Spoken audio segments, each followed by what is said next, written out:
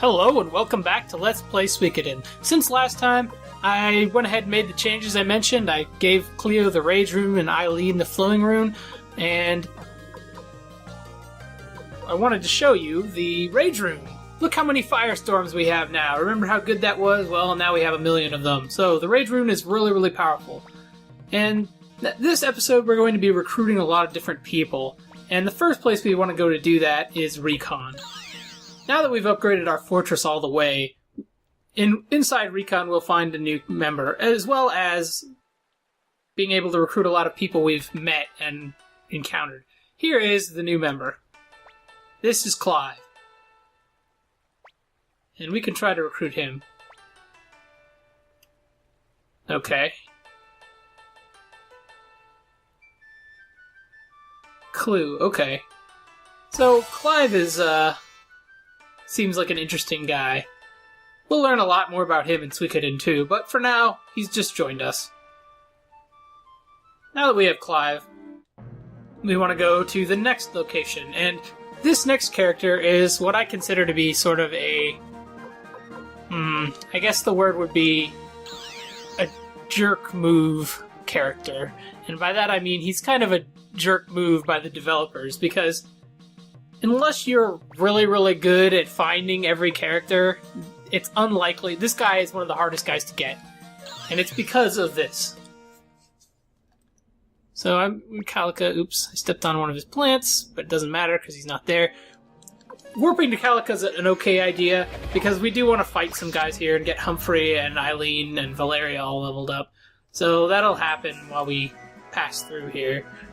And we can get some gold and stuff like that. But what we really want to do is find the guy who you may remember we ran into last time in this house down here. Where is it? Okay, this house. So, the reason I say this guy's a dick move is this. So, he tells you, hey, tell Matthew how impressive it's become. Okay, pretty innocent, right? And just free will this. We'll start using the Unite attack a bit later, but for now we don't need to. So, in other words, we have to talk to Matthew. And as you know, if you've watched this game, Matthew isn't always available. He's often not available. In fact, he's only really available in a time frame in which you can recruit this character for about 3 hours. Because if you could just continue with the story as you normally would, he will become permanently unavailable to just talk to, right? So you have to talk to Matthew and have talked to this guy and then gone to talk to Matthew in that specific time frame. Otherwise, you can never recruit this guy. I think he's the easiest character to miss in the game. I mean, unless you count somebody like Kwanda, whom you might just axe murder or whatever, but this guy is pretty easy to miss, and so you'll see what I'm saying. So now Matthew's here, so you're able to talk to him, and he has this piece of dialogue to say.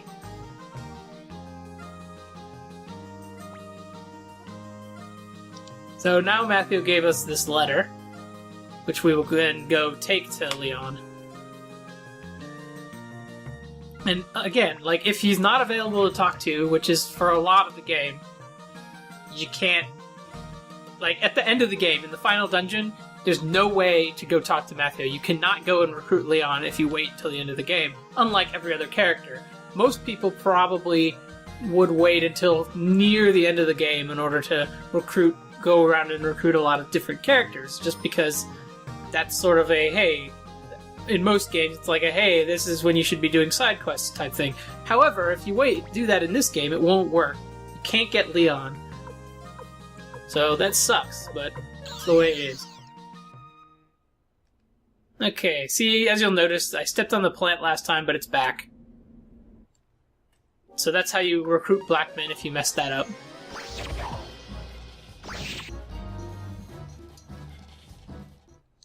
Yep. Getting some good experience here. Not really good, but decent. Oops. Walked in that house on accident. Okay. Let's move.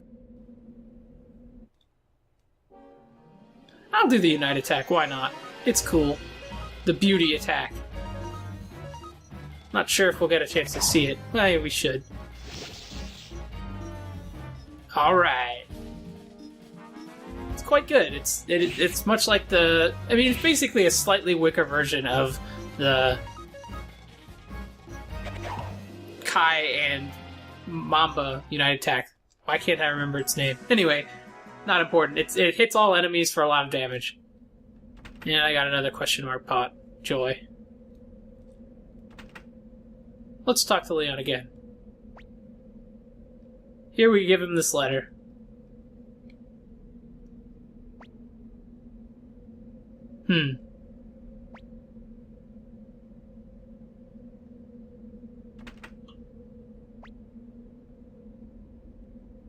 So there's a lot of history between these two characters, apparently. Suspect you.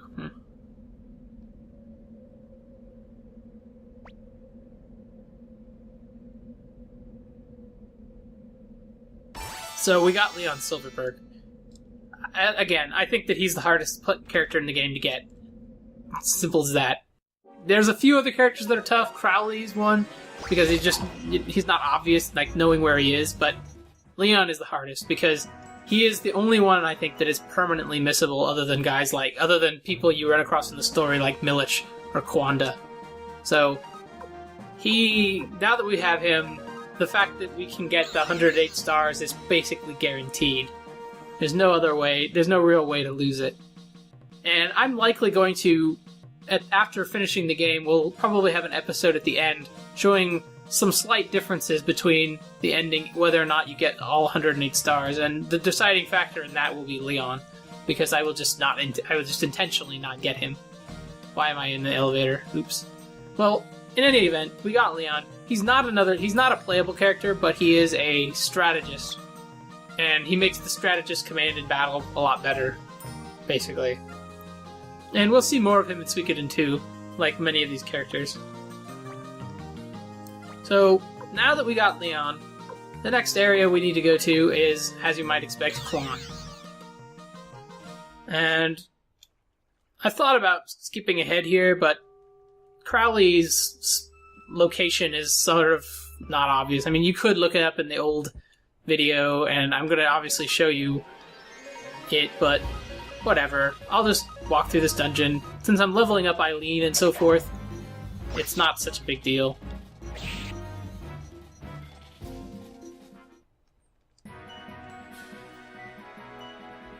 So, anyway, there's a lot of backstory between Leon and Matthew, and in fact, Leon is I find him to be one of the more interesting sort of minor characters in this game.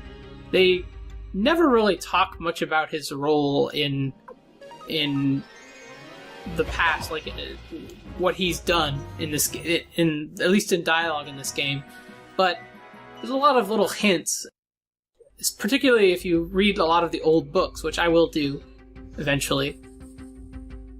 Yeah, it's pretty neat. Let's just say that, much like I mentioned with Calica, he is actually one of the main reasons the Liberation Army was even founded, is because of things he did. So, I think that's pretty cool. I wish they kind of made a bigger deal of it, but there's little I can say. And Humphrey is also heavily involved in that sort of thing. Yeah, there's a lot of backstory in this game that is sort of badly presented, I think, but it's pretty interesting. It's largely because the translation and stuff are bad. Ugh, getting lost in this place. I'll just let these guys go. I guess my overall party level isn't high enough to really let go of people, just because Humphrey isn't really that mighty yet. And obviously Eileen and Flick. I mean, not Flick. Eileen and Valeria aren't super high level either. But they're about level 40, which is around where I want them to be. So they're doing fine. And also, another thing to remember is make sure you have an escape talisman before you come in here, just so that you don't have to walk out again. Something that's easy to forget, but make sure you have one. Always carry at least one. Cool. I might as well just talk a little bit more about the backstory and so forth. You find out that, essentially, the village of Calica is where almost all of the sort of anti-imperial sentiment stems from. And almost all of the original members of the Liberation Army were affected by it. So Humphrey is one, Matthew is one, Odessa, people like that. A lot of the backstory for those characters comes from things that happened at the village of Calica. In any event, in order to get through there, I'll mention it on the way back out, but we can talk to Crowley here. And now that we have our castle maxed, we can get Crowley, which is really good. So in order to get through here, you want to go up, or I should say down all the way, then to the left, then up, then to the right, and then up again.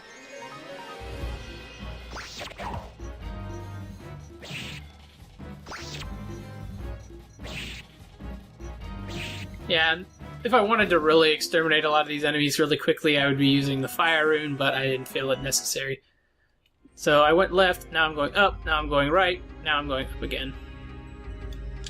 So, now that we've got Crowley, we don't need to be here anymore.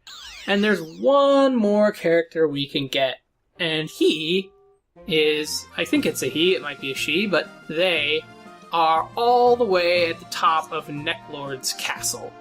Yeah, that's right. I don't know why you'd ever go back to the top of Necklord's castle, but that's where this character is. And so I'm going to do that off screen, and I will meet you at the top of the castle. But I'm also going to change out my party, because I want to get I want to take Crowley's rune. He has a very, very good rune.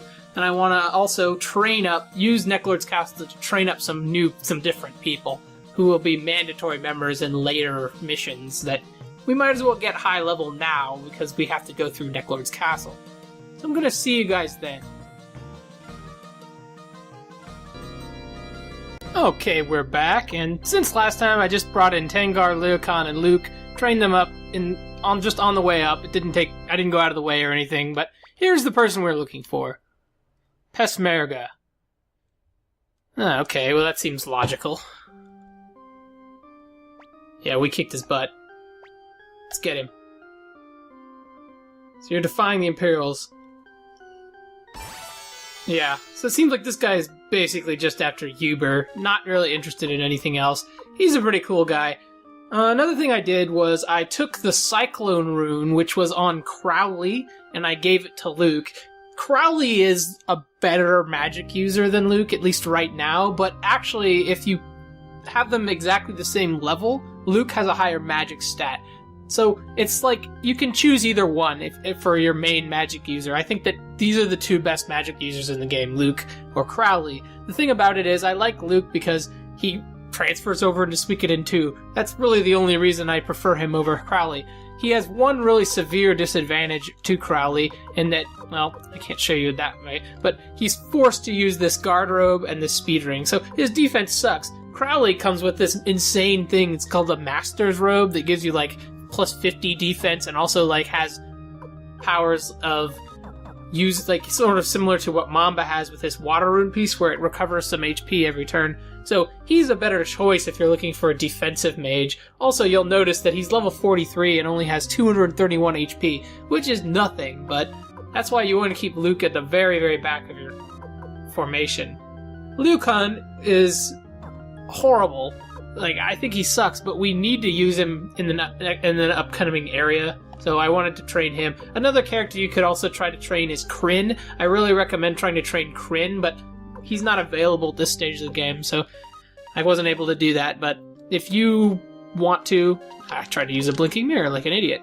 That's what I'd recommend. Definitely trying to train up Kryn. In any event, I'm going to see you guys again at the bottom of Necklord's castle, and then we are going to continue with the story a little bit. I'll be right back. Okay, we're back, and since last time I just went to the fortress, I added Peshmerga and I added Clive to my party because I like them. So, this is going to be my crew for the next area. Flick, Humphrey, Peshmerga, Mamba, Clive, and Louis Khan. Now, I wouldn't normally use Loicon, but we're going to need him in the upcoming area because you wouldn't know this unless you've played it before, but basically, we immediately have to deal with, right after we get to the Dragon's Fortress, we have to have him. So what you could do is, if you don't want to use Loicon, you could use someone like Kai, for example, and use him and get through the dungeon that we're about to go through, but I'm gonna go ahead and just bring Loicon just because. So, we've been to the Dragon's Den before, we went there during my exploration of the area, and now we're here. So now let's talk to this guy and see what we can get in. Alright, we said this already. Former captain of the Imperial Army's 100-man battalion. I didn't know that about you. Huh. No one in, not even the Emperor himself. I don't know if they can really do that, but wow. Something weird is going on here. Okay. Yeah, no kidding.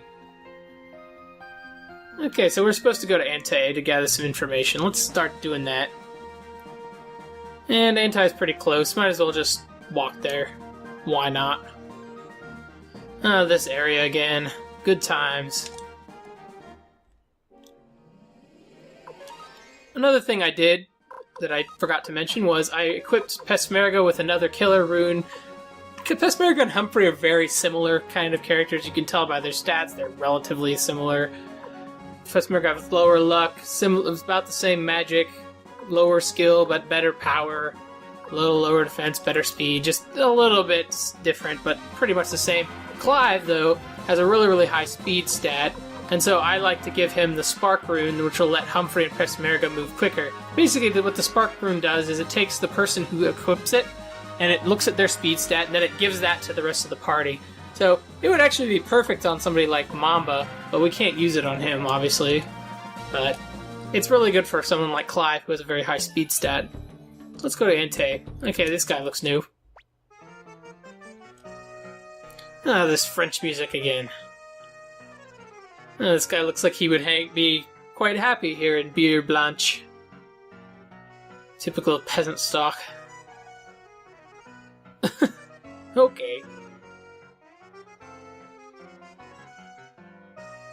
That doesn't sound like a good deal. Yeah, cock and bull. I agree.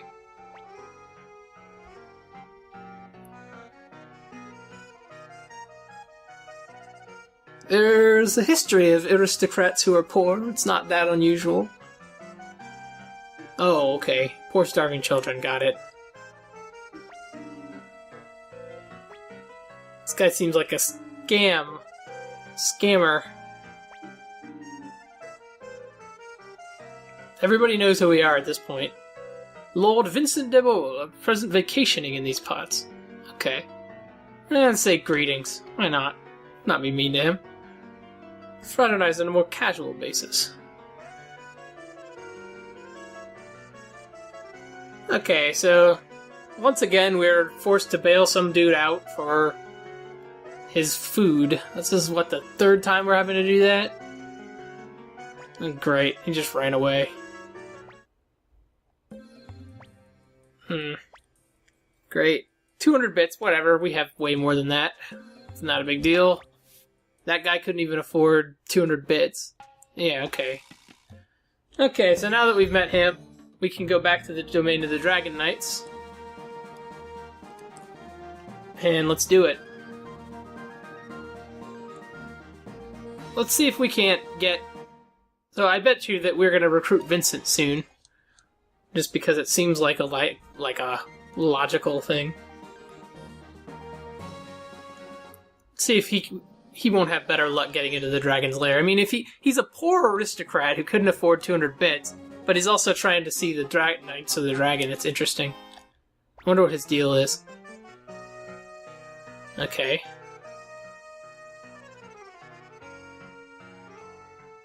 Dear friend of Joshua's, Joshua finds out you turned him away, he'll be furious. I mean, he's turning away Humphrey, though, so...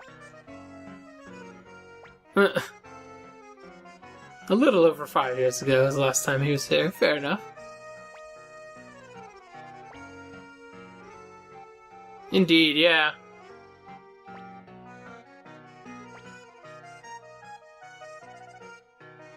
Oh, so he recognizes Humphrey. So, do you know... Does Humphrey know this guy? Okay.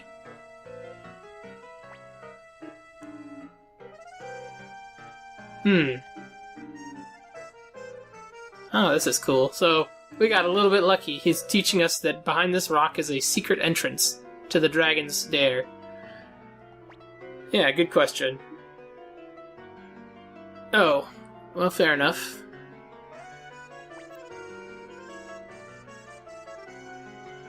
Yeah,